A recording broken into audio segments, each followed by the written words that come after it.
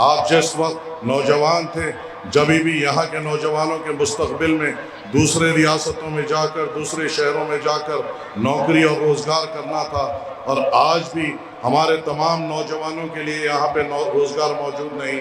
हमें भी दूसरी रियासतों में, दूसरे शहरों में जाकर हमारे बूढ़े माँ बाप को छोड़कर, हमारे बीवी बच्चों को छोड़कर वहाँ पर जाकर मजदूरी करनी पड़ती है। तो क्या फ़ायदा हुआ इतने सालों के उन वोटों का जो हमने इन सांसदों को दिए? आपकी भी ज़िंदगी वही मजदूरी में गुजर गई और आज के नौजवानों की ज़िंदगी भी वही मजदूरी में गुजर जा रही है। आपने, हमारे बुजुर्गों ने जिन जिन सांसदों को अल्हम्दुलिल्लाह वोट डाला, उनको उनके पार्टियों ने बोलने तक नहीं दिया। और इन 5 सालों में आपने डॉक्टर जावेद को जो लास्ट पिछले इलेक्शन में आपने चुना, ये 5 साल वो लोकसभा में क्या किए? सिर्फ गूंगे बनकर बैठे रहे, कुछ बोले नहीं।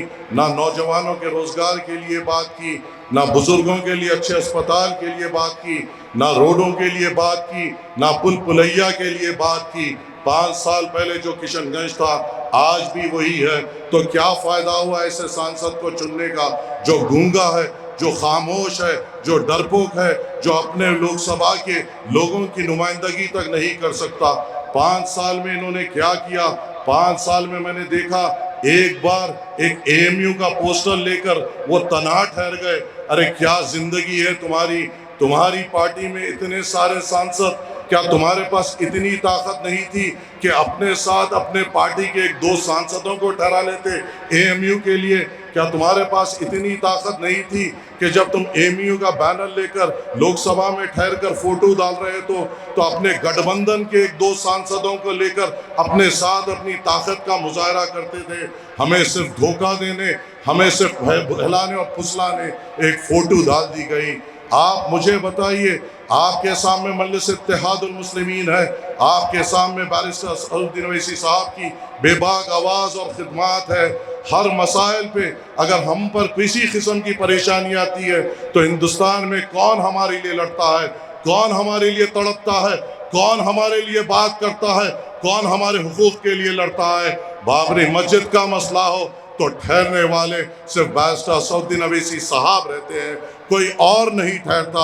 ज्ञानवापी मस्जिद में, वहाँ पे तहखाने में जब पूजा की इजाज़त दी गई, किसी सांसद के दिल में तकलीफ नहीं हुई। यहाँ के भी सांसद के दिल में तकलीफ नहीं हुई। खामोश बैठा रहा, गूंगा बैठा रहा, गुलामों की तरह अपनी पार्टी के खामोश बैठा रहा। ज्ञानव्यापी की अगर कोई आवाज़ बने, बैरिस्टर असदुद्दीन ओवैसी साहब बने।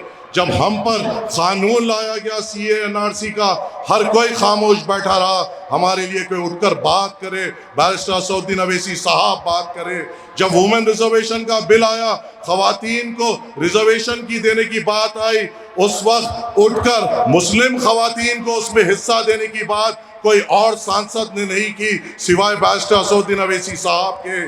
कर्नाटका में जब हमारी बहनों को हिजाब के नाम पे सताया गया, उनको डराया गया, उस हिजाब वाली औरतों की हिम्मत बनने वाले कोई और सांसद नहीं थे, सिर्फ बैरिस्टर असदुद्दीन ओवैसी साहब थे।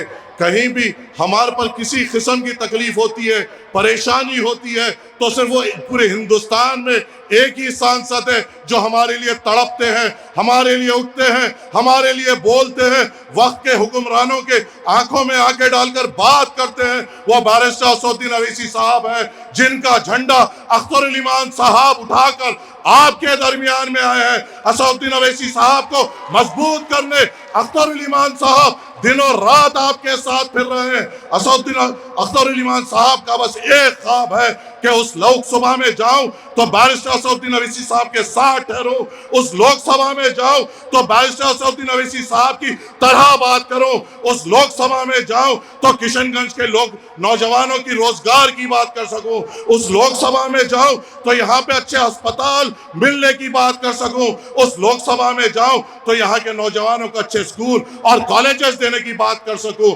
उस लोकसभा में जाऊं तो यहाँ के पुल पुलैया की कोई तो नुमाइंदगी कर सके, उस लोकसभा में जाऊं तो वहां पे सीमांचल की बदहाली की कोई तो बात कर सके, उस लोकसभा में अगर अख्तर उल ईमान जाएंगे तो हमारी हिम्मत जाएगी, हमारी ताकत जाएगी। एक बेबाक लीडर जाएगा और एक बेबाक पार्टी का एक सिपाही जाएगा जो वक्त के हुक्मरानों के सामने ठहर कर आपकी बात करेगा। अरे है कोई दूसरे सांसदों में हमारे लिए बात करने की ताकत और जुस्तजू? कहाँ होते हैं ये? अरे हम पर बार बार इल्जामात लगाते हैं। हाल ही में ये जो विधायक है, जो जेडीयू किसे आ रहा है, भाजपा के कांधों पर बैठकर 3 महीने पहले कह रहा था नरेंद्र मोदी को हटाओ, नरेंद्र मोदी को हटाओ। आज नरेंद्र मोदी के गोद में बैठकर आपके दरमियान में आ रहा है और नरेंद्र मोदी को मजबूत करने आ रहा है। और यही वो विधायक था जो हाल ही में हम पर इल्जाम लगाता था ये बीजेपी की बी टीम है। आज बीजेपी के बी टीम बोलने वाले खुद मोदी के सिपाही बनकर हमारे साथ आ रहे हैं। हमें बी टीम बोलने वाले उनको मजबूत करने हमारे साथ आ रहे, हमारे बीच आ रहे हैं जिन्होंने सीए एनआरसी का कानून लगाया। हमको बी टीम बोलने वाले मोदी का नाम लेकर आपके दरमियान में आ रहे हैं जिन्होंने गोश्त के नाम पे हमें कत्ल किया। हमें बी टीम बोलने वाले अब मोदी का झंडा लेकर आपके दरमियान में आ रहे हैं जिन्होंने दाढ़ी के नाम पर हमको मारा। आज बीजेपी को हमको बीजेपी के बी टीम बोलने वाले आपके दरमियान में आ रहे हैं जिन्होंने हमारी टोपी देखकर हम पर जुल्म किया, हम पर नए नए कानून लाए। ऐसों को जिताएंगे, ऐसों को वोट देंगे इंशाअल्लाह। मैं जानता हूं 10-12 साल से किशनगंज में आता हूं, मैं जानता हूं यहाँ के लोगों को, उनकी दिलेरी को, उनकी बहादुरी को, उनकी मेहनत को और उनके अज़म को जो फिरका परस्ती को कुचलती है। मुझे यकीन है इंशाअल्लाह इस बार मजलिस इत्तेहादुल मुस्लिमीन यहाँ से कामयाब होगी और अख्तरुल ईमान साहब उस लोकसभा में जाकर सीमांचल की आवाज बनेंगे इंशाअल्लाह ताला। और हमें एक भारी अक्सरियत से हमें जिताना है। आने वाला चुनाव विधानसभा का है, उसकी बुनियाद अभी रखनी है इंशाअल्लाह ताला। उसकी बुनियाद मजबूती से अभी रखनी है ताकि विधानसभा आते आते हमारा इनकलाब आगे बढ़े और हम एक ताकतवर पार्टी बनकर उभरे। ये आपके ऊपर जिम्मेदारी है। हमने तो हमेशा अख्तरुल ईमान साहब ने आपके लिए बात की। अख्तरुल ईमान साहब को जब भी मैंने विधानसभा में बोलते हुए देखा, आपके लिए बोलते हुए देखा।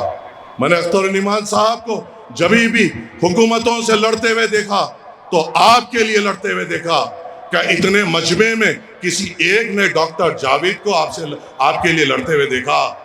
आप फोन करते हैं तो फोन उठाकर इडियट बोलने वाला सांसद, आप फोन करते हैं तो आपको बकवास बोलने वाला वो सांसद, उसको सबक सिखाने का अब यह मौका है और इंशाअल्लाह हम सबक सिखाएंगे और एक भारी अक्सरियत से कामयाब होंगे। मैं साफ तौर से कह रहा हूं, मैं दीगलबैन जा चुका हूं, ठाकुरगंज जा चुका हूं, टहरागाछ जा चुका हूं, बहादुरगंज में ये आपका जज्बा बता रहा है। चाहे पोठिया हो, किशनगंज हो, बैसा हो, अमूर हो, कोचा दामन हो, डगरवा हो, बैसी हो, हर तरफ अब के हवा नहीं चल रही जो हम रुकते थे। अब के मजलिस इत्तेहादुल मुस्लिमीन का तूफान चल रहा है। इंशाअल्लाह ताला ये तूफान हमारे पतंग को बुलंदियों पे लेके जाएगा और हमें हमारी एक बेबाक आवाज देगा। मुझे यकीन है आपसे, तवक्को है आपसे कि मेरे सदर बादशाह असदुद्दीन अवैसी साहब ने आपके लिए जो तड़पते हैं, आज आप उसके लिए अपने वोट से उनको नवाजेंगे, ताकत बख्शेंगे और मजलिस इत्तेहादुल मुस्लिमीन को भारी अक्सरियत से कामयाब करेंगे। 26 तारीख के दिन पतंग के निशान पे 4 नंबर पर बटन दबाना है और मजलिस इत्तेहादुल मुस्लिमीन को कामयाब करना है। शुक्रिया। अस्सलामु अलैकुम व रहमतुल्लाहि व बरकातहू।